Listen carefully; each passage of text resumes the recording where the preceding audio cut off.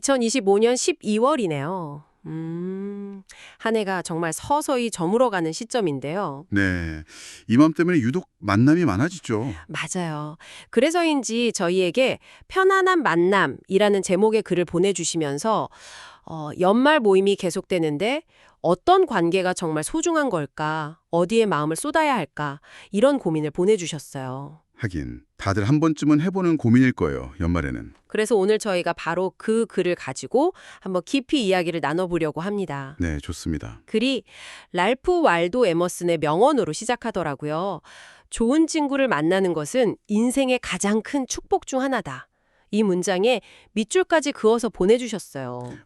이 문장이요, 정말 관계의 본질을 딱 짚어주는 말이죠. 네, 그래서 오늘 이 축복의 의미가 과연 뭘까? 여기서부터 한번 이야기를 파헤쳐 보겠습니다. 좋습니다. 그래서 가장 먼저 그리고 가장 강하게 말하는 개념이 바로 편안함이에요. 네, 보내주신 글에도 그들 앞에서는 강한 척, 괜찮은 척 할 필요가 없다는 문장이 딱 나오거든요. 맞아요. 사실 우리 대부분은 일상에서 약간 사회적인 가면을 쓰고 살잖아요. 직장에서나 별로 안 친한 사람들 앞에서요. 그렇죠. 이 글은 그런 가면을 완전히 벗어던질 수 있는 관계, 그 가치를 말하고 있는 것 같아요. 네, 맞아요. 그리고 여기서 정말 흥미로운 지점은 이 글이 편안함을 그냥 단순한 감정 상태로만 보지 않는다는 거예요. 아, 단순한 감정이 아니다. 네, 이걸 치유라는 훨씬 더 깊은 개념이랑 연결을 시켜요. 한 해 동안 쌓였던 피로와 스트레스가 좋은 대화 속에서 녹아내린다는 구절이 있잖아요. 네, 있었어요. 이게 신경과학적으로 보면요.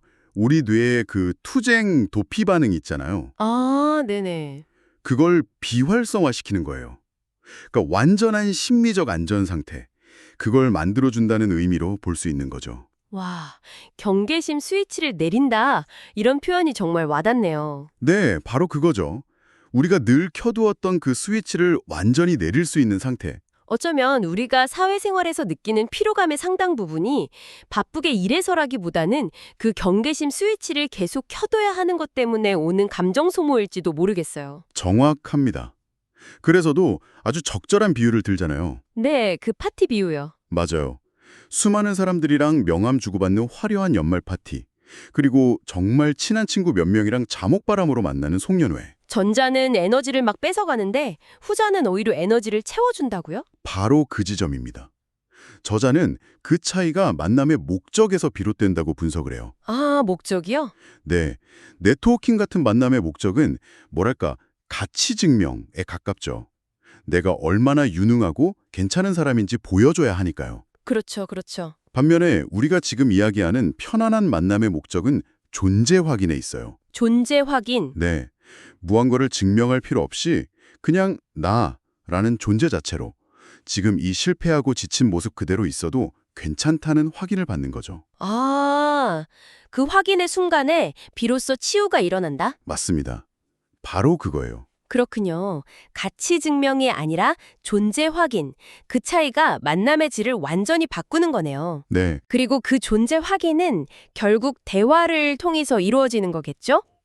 그래서 되게 인상적인 표현을 쓰던데 이런 편안한 대화를 살아있는 인생 교과서라고 부르더라고요. 맞아요. 그 표현. 이게 그냥 수다 떨면서 스트레스 푸는 거랑은 좀 다른 차원이라는 의미이겠죠? 그럼요. 교과서라는 단어를 썼다는 건 그 대화 안에 분명한 배움이 있다는 거거든요. 배움이요? 네. 근데 여기서 중요한 건 그 배움이 우리가 흔히 생각하는 성공담에서 오는 게 아니라는 점이에요. 아, 성공담이 아니고요? 네. 그래서는 오히려 성공담은 영감을 주지만 실패담은 우리를 연결하고 가르친다고 강조해요. 오, 그거 되게 흥미로운데요? 생각해보면 그렇잖아요. 다른 사람의 화려한 성공 스토리를 들으면 와, 대단하다 감탄은 하지만 마음 한편으로는 좀 거리감이 느껴지기도 하고 맞아요. 심지어는 조바심이 나기도 하죠. 나는 왜 저렇게 못하나? 바로 그거죠. 하지만 친구가 자기가 겪었던 실수나 좌절에 대해서 솔직하게 털어놓을 때 우리는 나만 이런 게 아니구나 하는 깊은 안도감을 느끼잖아요. 정말 공감돼요. 그 안도감을 넘어서 실질적인 지혜를 얻기도 하고요. 그때 이렇게 했어야 했는데 같은 이야기 속에서 나는 저런 상황에서 저렇게 하지 말아야겠다 배우게 되니까요. 네, 글의 저자가 직접 겪은 일화도 나오잖아요. 맞아요. 큰 프로젝트 실패했을 때. 네. 그때 먼저 비슷한 경험을 했던 친구가 해준 이야기가 어떤 경영서적보다 더 큰 도움이 되었다고요. 그게 바로 경험을 통한 대리학습의 힘이죠. 아, 대리학습. 네. 지혜는 추상적인 이론이 아니라 구체적인 이야기 속에 담겨 있다는 걸 보여주는 대목이에요. 그리고 더 중요한 건 그런 실패담을 나눌 수 있다는 사실 자체가 이미 그 관계가 얼마나 건강한지를 증명한다는 거죠. 그러네요. 내 약점을 드러내도 괜찮다는 믿음. 그렇죠. 내 실패가 조롱이나 비난의 대상이 되지 않을 거라는 확신. 이 믿음이 없으면 인생 교과서는 아예 펼쳐질 수조차 없는 거겠죠. 듣고 보니 바로 이 지점에서 이 글의 가장 핵심적인 부분으로 넘어가는 것 같아요. 네, 맞습니다. 어쩌면 이 글 전체를 관통하는 열쇠 같은 개념? 바로 판단하지 않음. 넌 저지먼트. 네. 이 글을 읽으면서 아마 이 부분에서 가장 오랫동안 머물지 않으셨을까 싶어요. 이게 말이 입지 실생활에서는 정말 어려운 부분이잖아요. 그렇죠.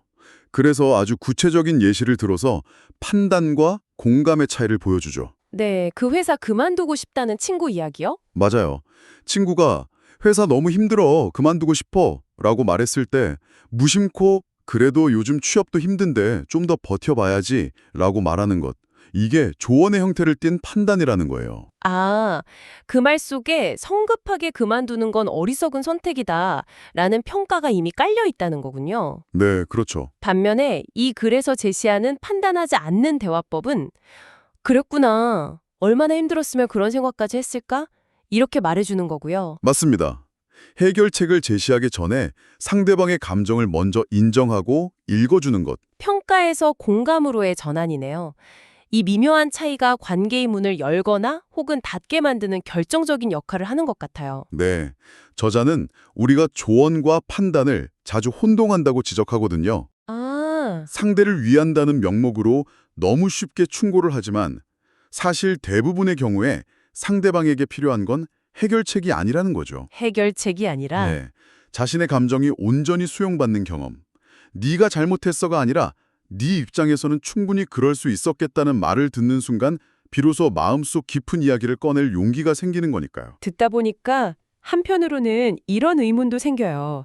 이 글에서 강조하는 판단하지 않는 태도라는 게 자칫하면 무조건적인 동조나 방임처럼 보일 수도 있지 않을까요? 오, 아주 중요한 질문이에요. 친구가 정말 잘못된 길로 가고 있을 때 따끔한 조언이 필요한 순간도 분명히 있을 텐데 무조건적인 공감만이 좋은 관계의 전부는 아닐 것 같아서요. 네, 맞습니다. 그리고 이 글도 그 점을 놓치지 않아요. 저자는 판단하지 않음이 아무 말도 하지 않음이나 무조건적인 동의는 아니라고 분명히 선을 긋습니다. 아, 그런가요? 네, 핵심은 순서에 있다는 거예요. 순서. 순서요. 공감이 먼저고 조언은 그 다음이라는 거죠. 그리고 그 조언조차도 상대방이 원할 때, 요청할 때 건네는 것이 지혜롭다고 말합니다. 아, 순서의 문제군요. 일단 상대방이 감정적으로 안전하다고 느끼게 해주는 게 최우선이라는 거네요. 바로 그거죠. 나는 무슨 말을 해도 너에게 평가받지 않을 거야 라는 신뢰. 그 신뢰가 쌓인 관계라면 나중에 솔직한 네 생각이 궁금해. 나라면 어떻게 했을 것 같아? 라고 먼저 조언을 구할 수도 있겠군요. 맞습니다. 신뢰라는 단단한 기반 없이 쌓아 올린 조언은 그냥 상처를 주는 돌멩이가 될 뿐이라는 거죠. 와, 그래서는 이 과정을 마음의 응급처치에 비유해요. 상처 나서 피 흘리는 사람한테 다짜고짜 왜 조심 안 했어? 라고 다그칠 게 아니라 일단 지혈부터 하고 상처를 보듬어주는 게 먼저인 것처럼요.